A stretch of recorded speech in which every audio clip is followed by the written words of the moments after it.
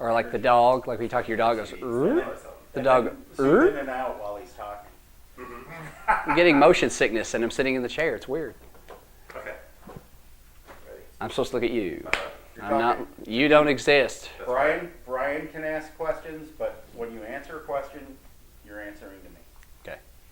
Because it gives me a feeling of power. Okay. Okay. I'm going to move from behind him so he's not distracted. Yeah, get out of your kitchen, Brian. What is your name? John Eads. John Eads. And you know that we're preparing this for Brian's campaign, and we're going to use it in a variety of media. And what the hell are those wind chimes? I think he went outside. And you're okay with that, right? Yes. May end up in broadcast. I mean, we don't have any plans for that, but theoretically, you could end up being broadcast, not just on the web. Okay. Comfortable with that? Yes. Let us continue. How did you get to know Brian? He was. Stop. All right. I don't want to say referenced. Give me 1 second. I was referred to. You were referred. Yes, you were referred. Referenced. Okay.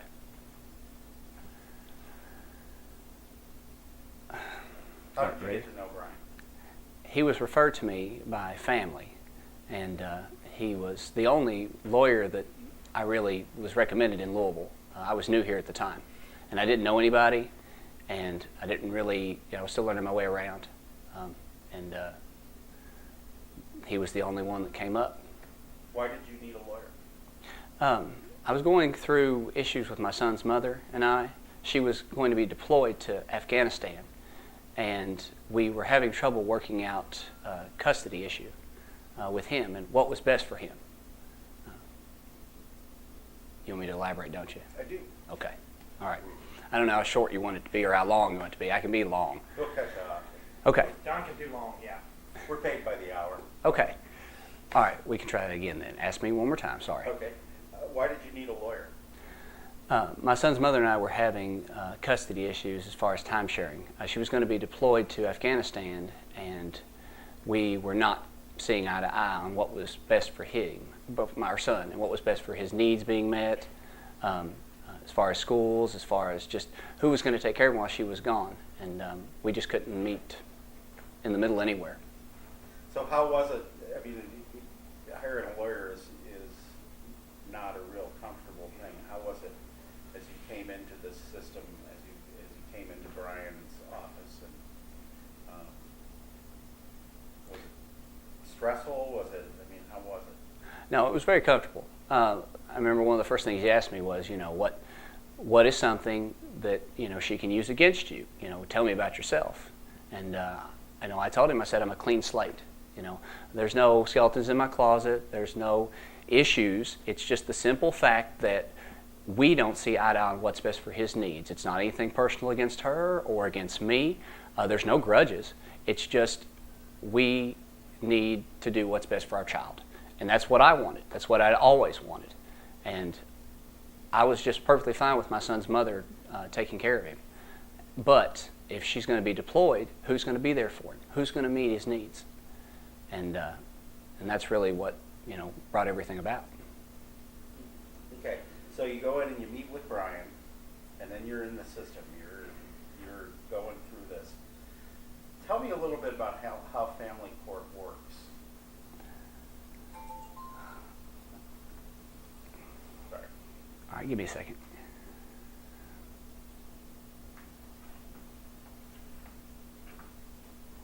Gosh.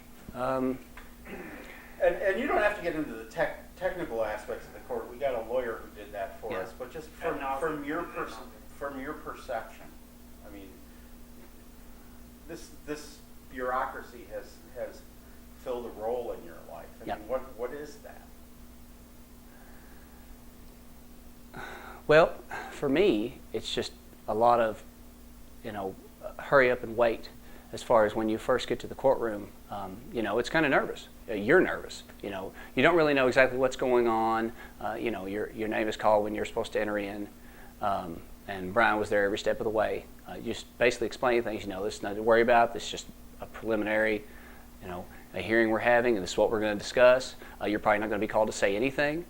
He just basically walked me through everything step by step. He made it really easy. That's good. Why is that important?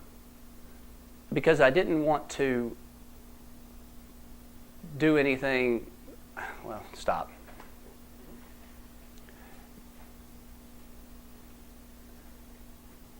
I'd never done this before.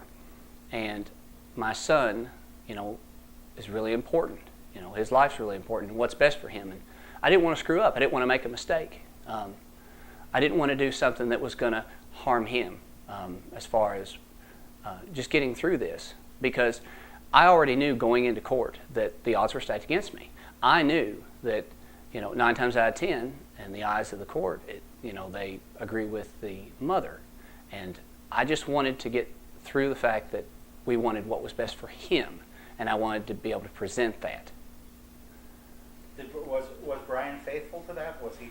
I mean, some attorneys, they just want to win. I mean, was Brian faithful to the concern you had about your son?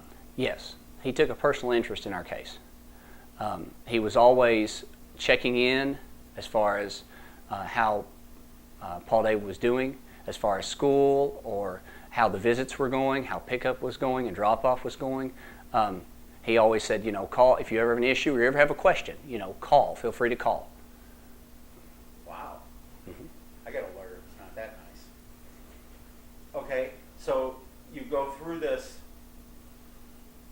How is the court doing as far as balancing the relationship of the mother and the father in this? Or the court itself's performance in your eyes, how did it do? Just the judge in particular?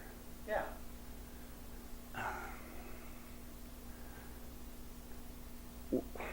I don't know what to say what kind of judge she was. We were really fortunate to get her, though.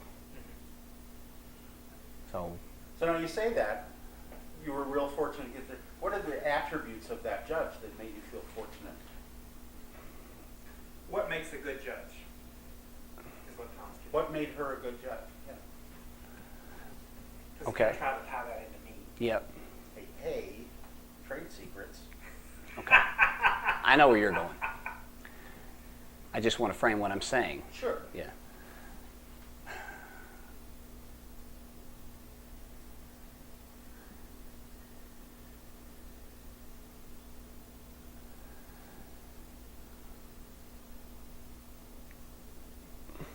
Okay.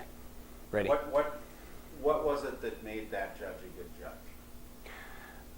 I went into court thinking, the odds are stacked against me. We may not have much of a chance. And this judge was very even, very fair, right down the middle. Wasn't against anything that, any of the things that we brought up as far as the issues we had. She was willing to give me a chance to, have joint custody with me being the residential parent. Even though it was a big change from what my son had always, been doing. He'd always lived with his mother. But she really saw that, we really were wanting to do what was just best for him. And that's all it was. It was nothing personal. And she gave me a chance to show her that we could provide a good household and that we could give him all the things that he needed. Did it make a difference, or was it significant in your case that you have a son with special needs? Yes. How did that play into the case? Talk to me. About Okay. that question. I'm cuter, but talk to me. I'm only looking at him because he's talking. Hey. Yes. I'm only looking at him because he's talking. Sorry, I know, I'm supposed to focus on you. I think everybody should focus on me all the time. My son, What is? Go ahead, Start out sorry. by telling us what your son's name is, and then tell us about your son. okay, And then we'll talk about your son in the court.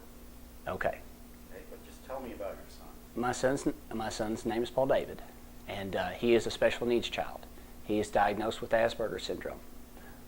It is a form of autism. It's on the realm.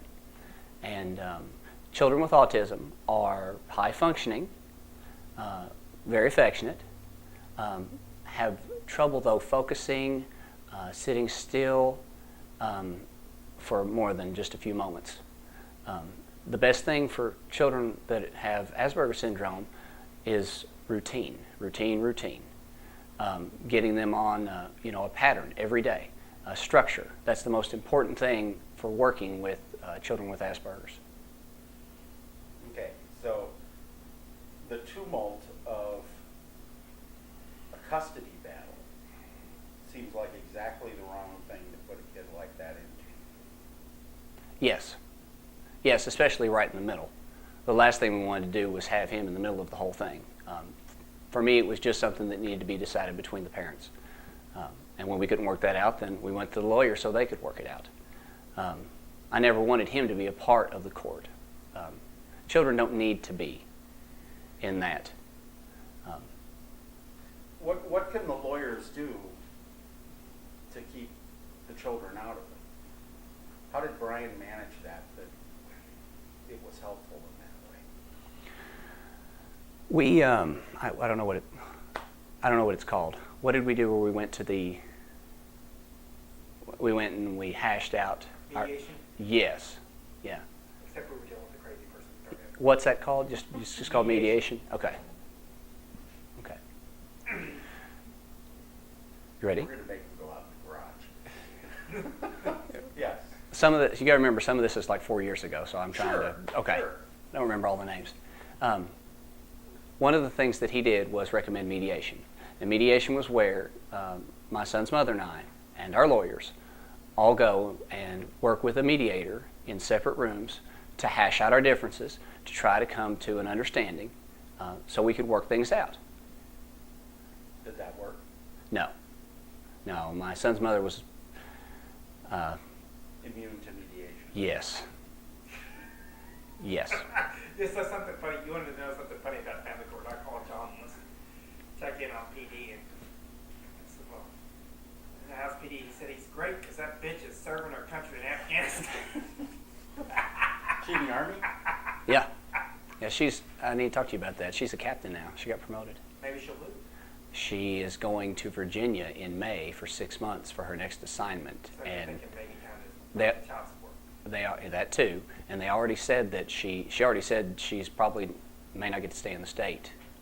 She gets to pick 3 choices. First or fourth 2 choices are where she's at here in Fort Knox, but she doesn't know. But the way she's talking, I think she wants to be closer to Virginia. So, yeah. So we'll be seeing each other again very soon. Because she, what she already mentioned to me? She said, I was thinking maybe not every other weekend, but maybe every 2 or 3 weeks, you could put him on a plane and send him over for the weekend, and I'll send him back. Don't know if I'm crazy about it. That's not safe for a child. I don't think that's the best thing for a kid. So yeah, we'll be hashing that out. You'll get to see it again. Yeah. Lucky. So Sorry. I used to teach Sunday school, high school kids, and there were a bunch of kids in the high school who were in the class who were children of divorce, and I'd see them every other week because they'd go to Dad's house, they'd come to Mom's house, they'd go to Dad's house. And I remember thinking at the time that what we need is a divorce court that gives the house to the kids, and the parents switch out every week so that the kids Yep. have consistency. Yeah, whether you're a child with special needs or anything, having that is important. Having structure, staying in the same home, not moving around from place to place. It's just like a new kid in school. It's hard. It's hard, adjusting. It's hard for anybody to adjust, but it's hard for kids to adjust on top of everything else that they have to do as far as school and extracurricular activities and just finding a sense of normalcy in the house. Yeah. So, did Brian help with that? Did he understand that? Yes. Does he understand children? Yes. Yeah, Brian has 2 children of his own. Beautiful kids. Yeah, but he hasn't had them for very long. I mean, my kids are in their 20s. Brian's are basically new. He's had them long enough to where sometimes when Brian and I would go over, issues we were going to be having in court and, information he needed to get from me, we'd sit down one-on-one and I'd bring my son over and he'd play with Ian. That's Brian's son. Oh, Ian and Brian would play? Yep. No, Ian and. Paul David would play. Yeah. Yeah. Okay. So, was this at Brian's office? Sometimes we go to Brian would have us over at his house. Where we lived in the Highlands, so we weren't that far from each other. It turned out. So, you would have meetings with Brian at his house? Mm-hmm. That's kind of a nice thing. Mm-hmm. That had to be more likable to your son than going downtown and dealing with a parking garage and all the chaos of downtown. Right. Makes it a lot more comfortable. We met at coffee shops many times. Brian and I have to go over things. Have a bite to eat for lunch, and discuss different things. So why does he do that? Why is that a way he does business? I think it's just a more friendly environment. I think,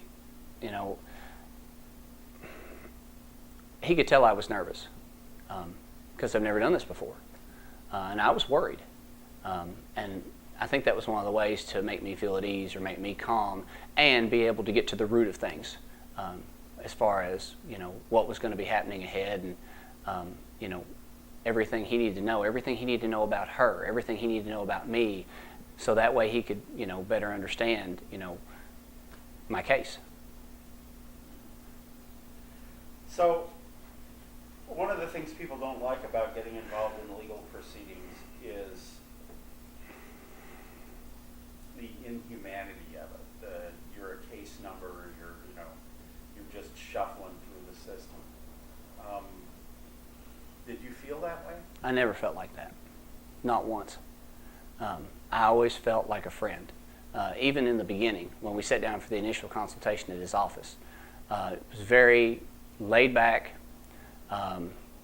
He put me at ease immediately, and I at first felt uncertain talking to a stranger.